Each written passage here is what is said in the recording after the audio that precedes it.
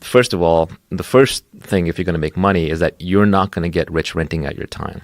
Even lawyers and doctors who are charging $300, $400, $500 an hour, they're not getting rich because their lifestyle is slowly ramping up along with their income, and they're not saving enough. They just don't have that ability to retire.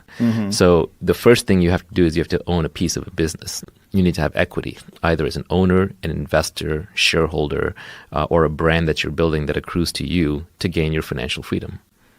Yeah, and I was really fascinated by another thing that you were bringing up about working for yourself, that you feel that in the future, whether it's 50 or 100 years from now, virtually everyone is going to be working for themselves. And I believe the way you put it is that the information age is going to reverse the industrial age. Yeah, if you go back to hunter-gatherer times, how we evolved, we basically worked for ourselves. We communicated and cooperated within tribes, but each hunter, each gatherer stood on their own and then combined their resources with the family unit. But there was no boss hierarchy where you're like the third middle manager down. In the farming age, we became a little bit more hierarchical as we had to run farms, but even those were still mostly family farms.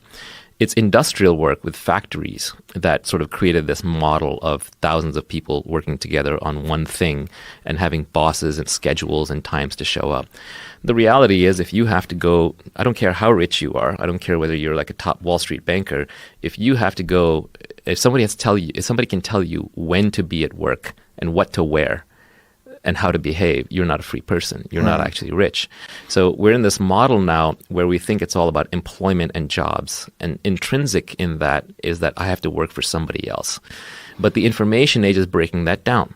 So Ronald Coase is an economist who has this Coase theorem, a very famous theorem, but it basically just talks about why is a company the size that it is? Why is a company one person instead of 10 people, instead of 100, instead of 1,000?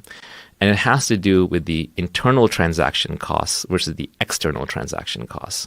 Let's say I want to do something, let's say I'm building a house and I need someone to come in and provide the lumber. I'm a developer, right?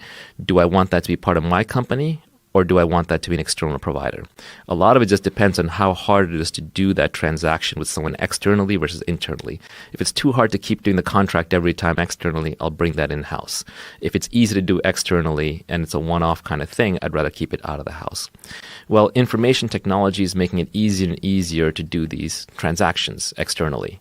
It's becoming much easier to communicate with people. Gig economy, I can send you small amounts of money. I can hire you through an app. I can rate you afterwards. So we're seeing an atomization of the firm. We're seeing the optimal size of the firm shrinking. It's most obvious in Silicon Valley. Tons and tons of startups constantly coming up and shaving off little pieces of businesses from large companies and turning them into huge markets. So what looked like the small little vacation rental market on Craigslist is now suddenly blown up into Airbnb. This is one example.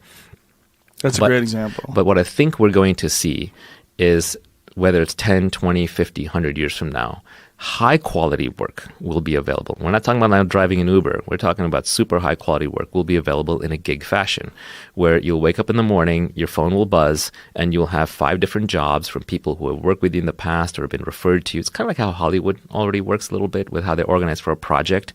You decide whether to take the project or not. The contract is right there on the spot. You get paid a certain amount. You get rated every day or every week. You get the money delivered. And then when you're done working, you turn it off and you go to Tahiti or wherever you want to spend the next 3 months.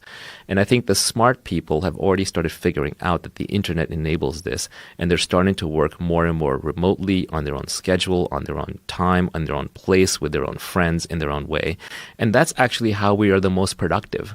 So the information revolution, by making it easier to communicate, connect, and cooperate, is allowing us to go back to working for ourselves. And that is my ultimate dream. Even when I run a company and I have employees, I always tell those people, hey, I'm going to help you start your company when you're ready, because I think that's the highest calling. Maybe not everybody will get there, but it would be fine if we were even working a 10-person company or 20-person company is way better than working in a 1,000-person company or 10,000-person company. So this idea that we're all factory-like cogs in a machine who are specialized and have to do things by rote memorization or instruction is going to go away, and we're going to go back to being small groups of creative bands of individuals setting out to do missions. And when those missions are done, we collect our money, we get rated, and then we rest and reassess until we're ready for the next sprint.